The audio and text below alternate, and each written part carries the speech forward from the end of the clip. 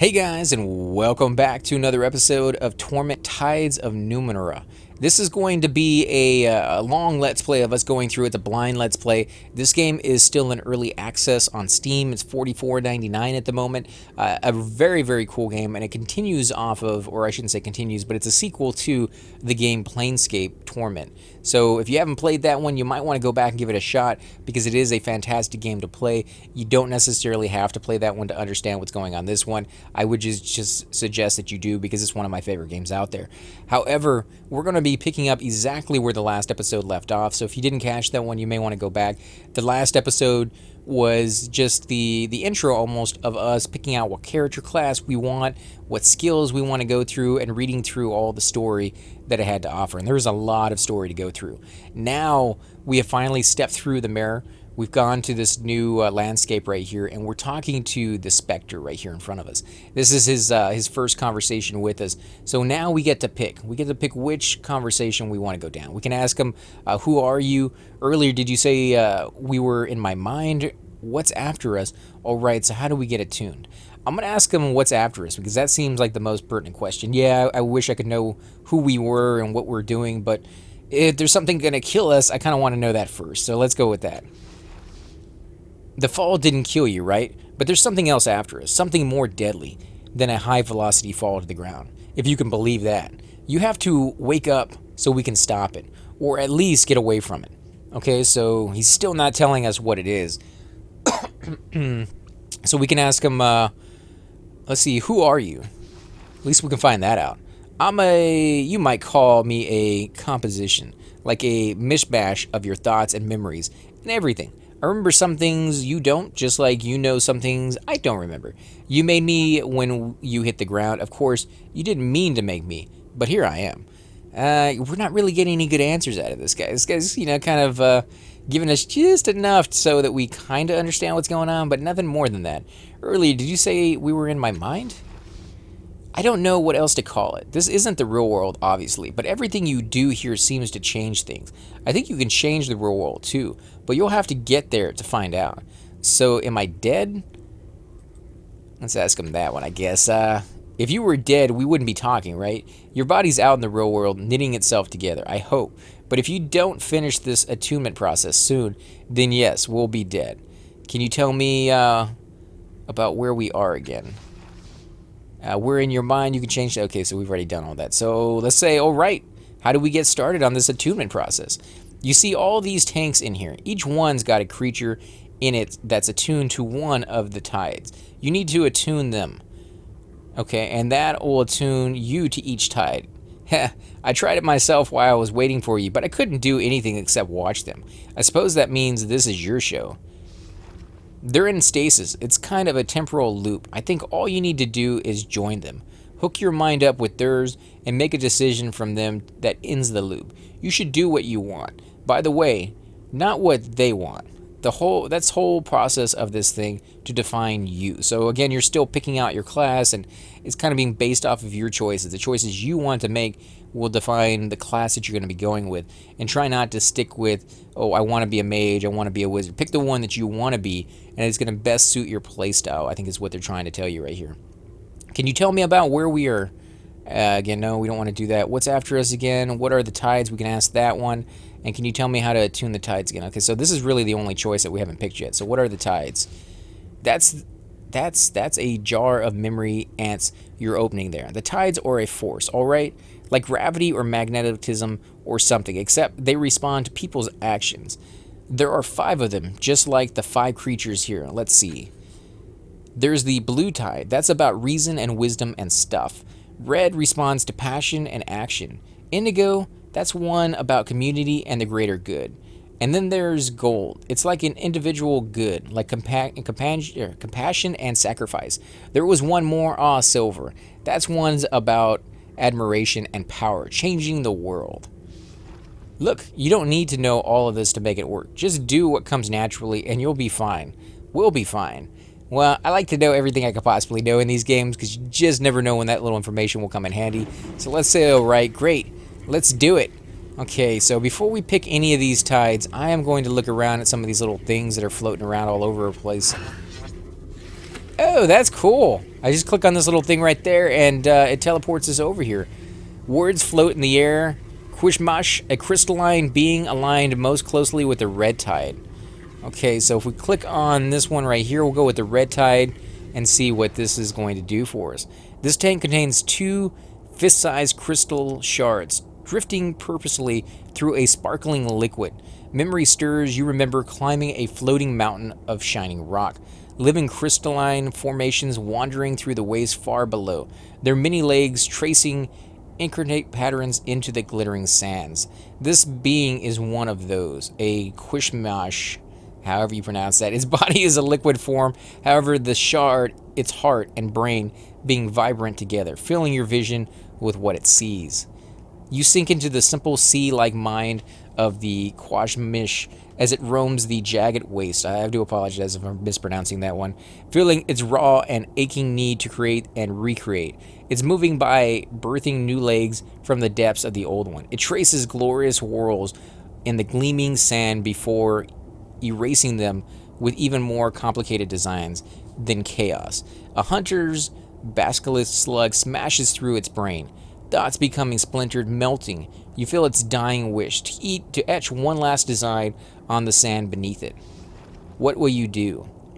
So we can examine it, we can make it study the hunter to try to understand him, allow the creature to finish its work before it dies, encourage it to warn the other creatures in the area that there are dangers, force the creature to forgo its art in order to stop the hunter from killing others, inspire the thing to etch its art on the hunter in revenge. So I don't really like the revenge one.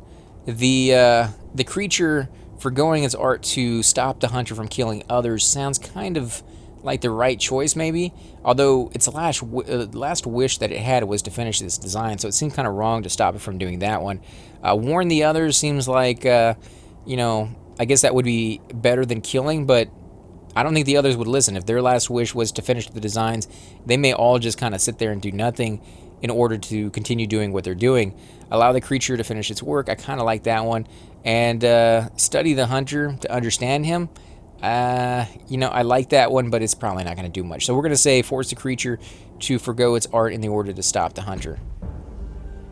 Confusion clouds the creature's mind at the notion of martyring itself. It does not understand who killed it or why, or even that the hunter will seek others of its kind. It cares only for the pattern and the sand. But confusion does not stop the creature from impaling the approaching hunter with crystalline spines. The human slides off them, choking into a spreading pool of blood. You feel yourself melting into the channels carved by the tides. Back in the stranger's laboratory, 5 hulking, smoking creatures bound on other platforms, sucking at the air with crackling snarls. The sour dreaded in your gut recognizes them for what they are. Hands of the beings that hunted you while you regain your memories. Fragments of the sorrow. 4 of them lunge into the machine connected to the remaining tanks, wreaking chaos on the delicate innards. The 5th fragment forces its eyes gaze on you and your allies. Oh no, it's found us. The sorrow is here. Oh, check that out, guys. Wow. It's destroying stuff, guys. We may not get to do all of them. We may have to actually pick which ones you want the most. They're just fragments. We got to get them out of these control panels before you can attune here. This should protect you. You'll be fine. I'll be fine. Okay, well. There it goes right there. There's one right to our left. It's kind of lagging out for a second. Should we fight it? I guess we don't really have a choice. Oh, it's very hard. So let's look at this. We have ours, the Spectre, Might 30, Speed 30, and Intellect is 30. Ours is 9, 11, and 13. And the enemy is 50, so I don't know how well this is going to work. Let's see, can we save? Can we save? Where would the save button be? No, this is just for... yeah, we can't save yet, so we're still in the tutorial. We can't do very much here. So let's go ahead and give it a shot. No, it actually doesn't want us to fight it at the moment. Let's come over here and interact with it. See what we can do there. Humming cables stretch between this machine and the nearby tank, sending smooth ripples through the silvery liquid within the tank. Okay, so what can we use? Can we go into our backpack? Ciphers, consumable, and other abilities required. Defensive mode, turn off defensive mode. Let's see. Can we not do anything? How about... Nope. None of these buttons work, so we'll just have to run away, I guess. Oh, do we get to do something with him? Can we attack? Oh, okay, so I was doing the wrong thing. I wasn't clicking on the attack button the right way. Okay, so let's see. We can do it with grueling, or we can do it with very hard. I'm going to go with grueling. Grueling already sounds way too hard, so let's try that. Nope, and he misses. Dang it. I don't know how well this is going to work. Oh, he's coming right for me. Or he's coming after something. Let's see, can we hit him? Let's do attack. Hard or very hard? Let's go with hard. Oh, we miss him again. I don't like the way this is going. We might have to actually do something else other than this this fight. We may actually have to shut some of those other things down. Okay, we got him. We got him for 2 points. That's not going to do anything. Oh, wow. Wow, he did a lot of damage there. Okay, so let's see. What if we come over here and try shutting this down? That might help this out a little bit. An aura of bruised light clings to the rattling machine. Water splashes in the tubes leading to the nearby tank, but does not reach it. The creature is too distressed for any connection into the sorrow fragment with the machine is driven out and the water flow is restored. There are no external controls or access ports on the machine, but there is something unusual in the billowing clouds of blazing steam, the outlines of a transparent wheel hanging in the air. So let's see, we got consume action points. Dislodge the sorrow fragment and restore the water flow by kicking the machine hard, smashing. Or consume action points, turn the wheel made of steam, speed. So I don't really want to go with smashing. I'll go with consume action points on this one. Let's see, moderate or easy. Ooh, wow, look at that. Using speed, 8 out of 11. Let's go with moderate. Hopefully we can do it. I took 1 damage and I failed. An unexpected jet of steam burst from the cloud, making it impossible to get close to the wheel. Close behind the sour fragment, tendrils spiraling burst out. Its tendrils slicing at your mind, ignoring skin and bone, striking your mind. Okay, we take 1 damage of intellect pull. The sorrow fragments leap out of the side of the device with a crackling roar. With the water flowing smoothly, so I guess it still worked, we just lost a little bit of intel there. With the water flowing smoothly, a gleaming strong glass dome pops up from the socket inside the machine.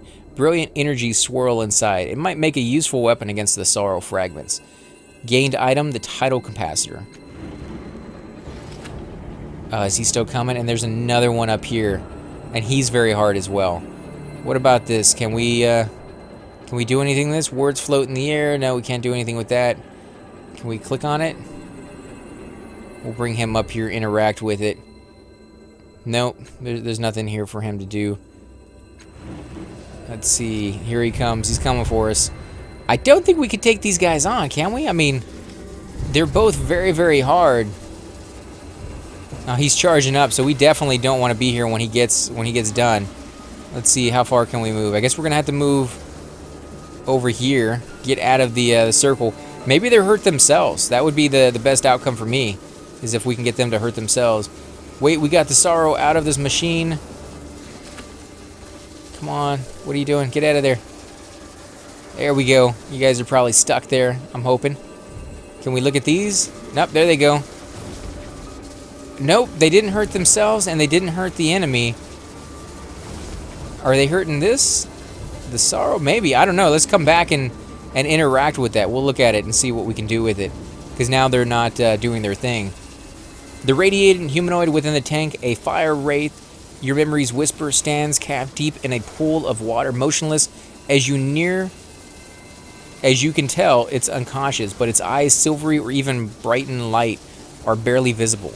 They pulse once, and its mind unfurls before you like a cloud of flame, momentarily carrying you from the chamber, and the creatures pursuing you. Jeez, guys. Oh, man. 2 Grant, dehydrated 5 whites struggle under a ember-flecked sky, across a charred plain studded with the towering bones of monsters.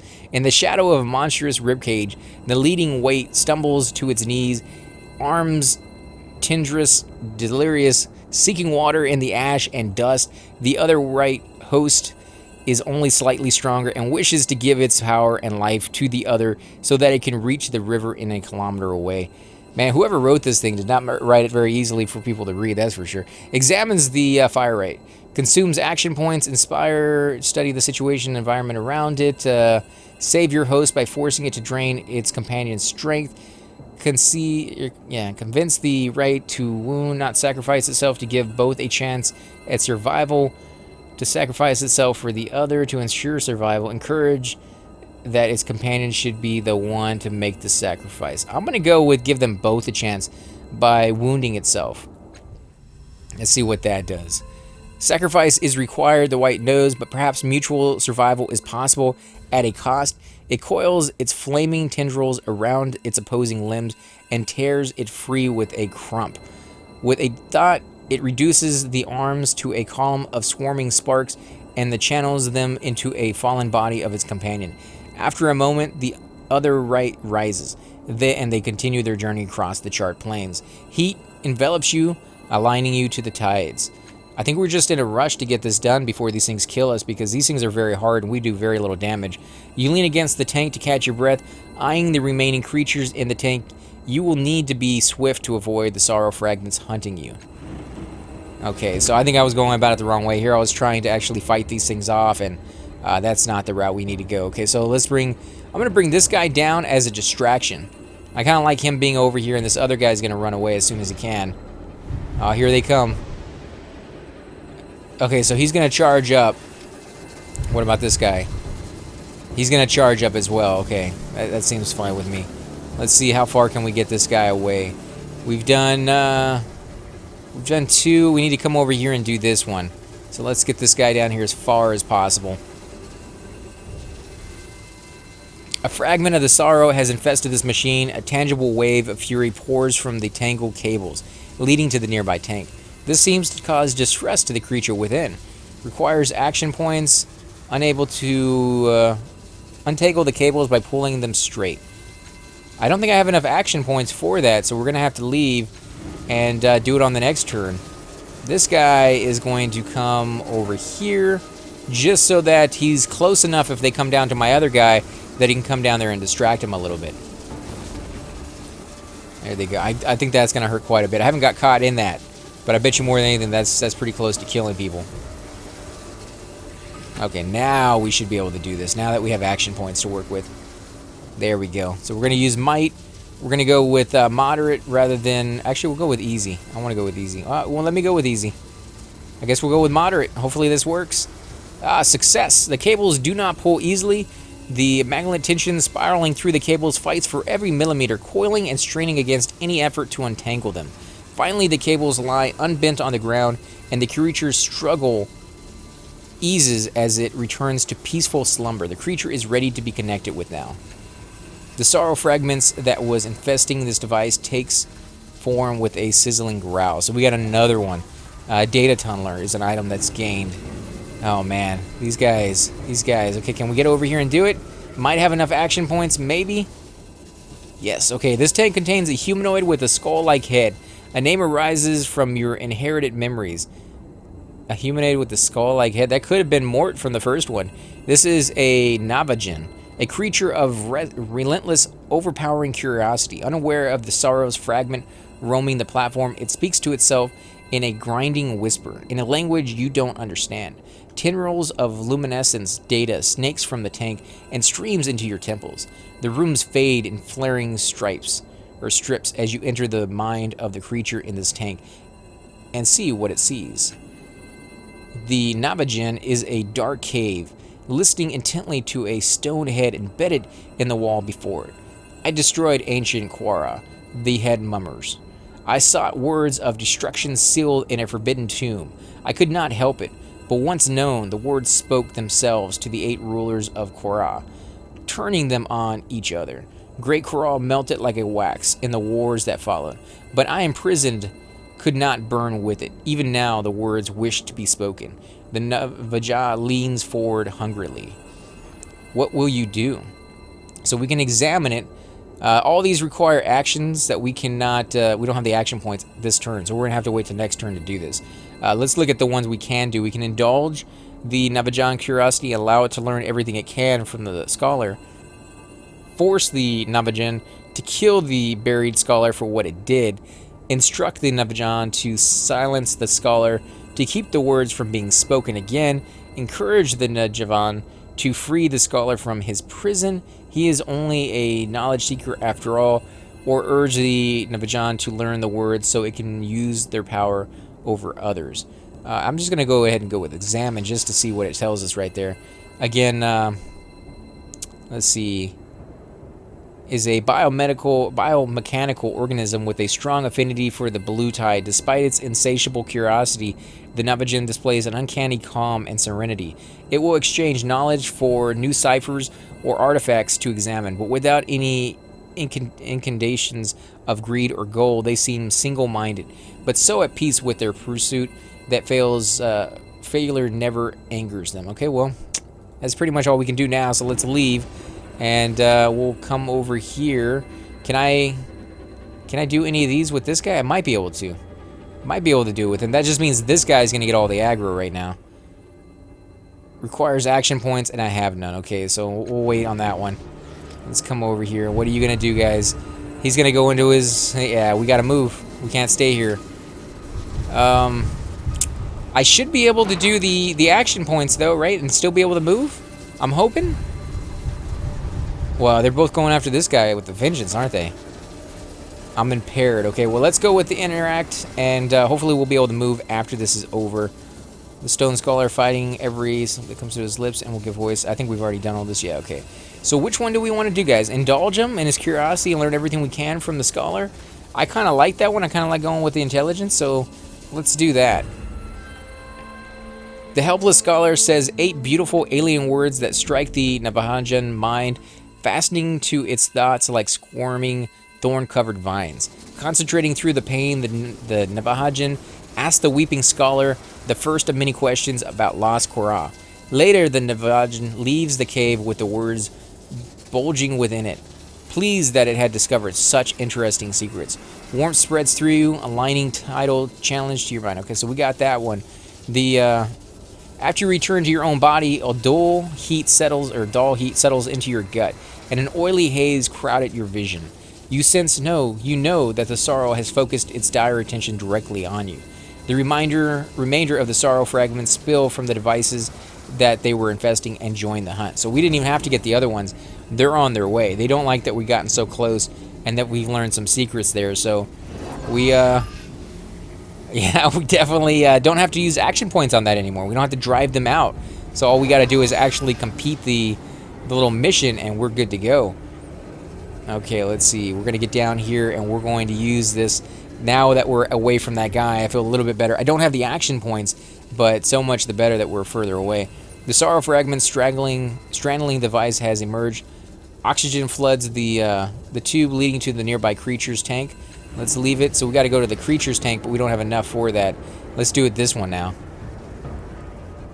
Listen, you can help with sorrow fragments, but not this. Get to it. Oh, okay, so we can't do that, can we? Okay, so he has to come over here and get this one. So let's come down here and get the aggro.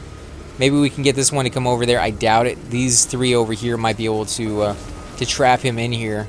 Don't know what happens if he dies. He's actually pretty low on life. But we're going to let them come over here and...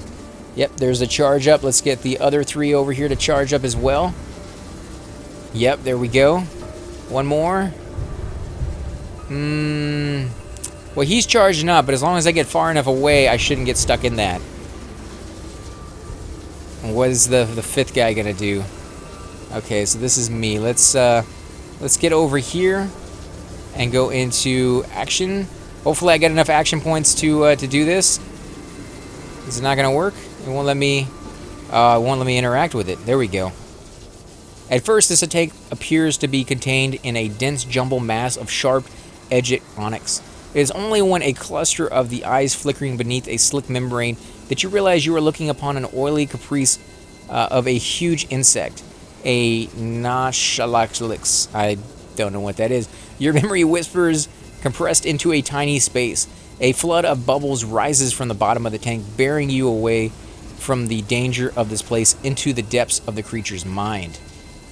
Your young host clutches a streaming hunch of meat and crouches with the other hunters. She's shivering with the outrage like the rest of the tribe. She is starving, and the pack elder does not care.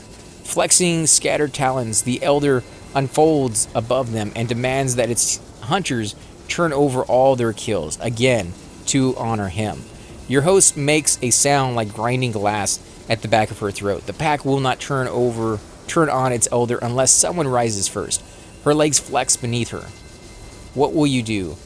Well, we can convince her to reason with the pack elder. Goad your host into attacking the large, stronger creature. Allow it to rally her pack against the elder. Calm your host and tell her to give the elder what he wants. Make her confront and intimidate the elder. Well, I doubt she could intimidate the elder if she's smaller. I doubt she could reason with him, but that might be a good choice to go with. I'm going to have it turn the pack against him, because if she tries doing it by herself, I doubt she's going to win that one. The hunter pours her outrage into a language duct, and she rises, wearing her scent like a cloak. Her pheromones singing of injustice, of starvation, of the disastrous pride of the elder, and the slow death of the pack. They breathe her arguments in, absorbing them, and flinch, as if walking from a nightmare. Then, as one of the pack stream at the elder and tears into him to shrieking pieces, the feel of the tide embraces and flows through you. Oh, well, she got what she wanted. You lean against the tank to catch your breath, eyeing the remaining creatures in the tank. You will need to be swift to avoid the sorrow fragments hunting for you. Okay, well, you need to come over in this direction, because they are all right there where my guy needs to go, and I don't want them there on this next turn. So let's see how this goes. Okay, so he's coming after my guy. He doesn't care about that little ghost dude. He knows exactly who he wants. These guys, on the other hand, I'm hoping will move down a little further. There we go. You guys use that turn. They don't mean anything. I think you might actually be able to win this one. If you wanted to sit here long enough and fight these guys, as long as they don't actually turn on you, if they keep doing that little power-up thing, I think you'd have a chance. I really do, but it would take forever to get that done. So let's use this. This will, teleport us there a little faster, from what I remember. Yep, that's exactly how that works. And let's come into here. If we got enough action points, I'm hoping. Tiny current coils over the hulking creatures in this tank, stirring the brown and silver fur on its muscular forelimbs. Curving tusks curve away from its jaw, and it's these that remind you what these creatures are called. This is a tusked Grathus, though as far as you remember, there is no such thing as a tuskless Grathus. The current speed up, whirling around the creature. Suddenly, you are drawn through the eye of the whirlpool into the creature's mind. Your host and a rival pack leader tumble down a snowy cliff face, biting and clawing at each other. They strike a ledge of transparent ice and roll apart, growling far above their pack's hoot in excitement. Cracks spiral out from their paws. Both leader tense. The ground is over a kilometer below, but the first leader to teleport to safety will lose the duel and their packs. Your host bares its teeth. He will ensure his rival is dead to demonstrate his superiority, even if he dies too. So what will he do? Well, I can't use any of these things, so let's examine. Let's scroll up a little bit so we can actually see it. Designated a Tuscareras, nomadic creatures with a strong affinity for the Silver Tide. Pack leaders demonstrate limited physical abilities, including teleporting itself or one another once per day. But packs will only follow leaders that display not only strength, but absolute superiority. A duel between rivals once begun cannot be ended until one of them is either defeated or dead. So let's go ahead and leave. I'm hoping these guys do not come over here. Go after this guy. Let's see, where can we bring him? Let's bring him over here and see if that's close enough to kind of send them over where we want them. I've already used my turn. I don't need to use more, do I? Oh, seriously? Okay, let's go right next to him then. That will definitely give them all the incentive they need. I still got to use more? There we go. And you guys need to come up here and get on my little ghost guy, my spectral. Nope, they actually want to go for my main guy. What are you doing? I think he's trying to figure out what to do. Okay, there we go. He's charging up. Let's see if these other guys will charge up with him. Yep. Okay, so we got two charging up. Let's see, what are you going to do, guy? Getting a little bit of lag here on this. Maybe because they're all in one little tiny area. You're going to charge up right there, aren't you? No, he doesn't have enough action points to charge up, okay? Where are you going? Okay, you're charging up as well. So that's everybody right there. And now it's my turn. Last one, guys. Last one. Let's see what happens here. So we can force your host to make the wise decision, returning to safety. No, we're not going to do that. Convince your host to finish off his enemy as quickly as possible and then teleport to safety. Urge your host to compromise. If both Garathas fall, then 2 packs will be leaderless. Encourage your host to save his rival, ensuring at least one leader survives. Display your superiority to the pack at any cost. Well, let's see. We're going to do a compromise because it doesn't have one where we just kill him and leave, I guess. Yeah, let's do that and see what happens. Unwelcome doubt stirs in your host's chest, and he grunts reluctantly at his rival, jerking his head at the watching tribes, who rule them if they both fall to their deaths. Surprising surface on the rival's face, then he snorts in his agreement.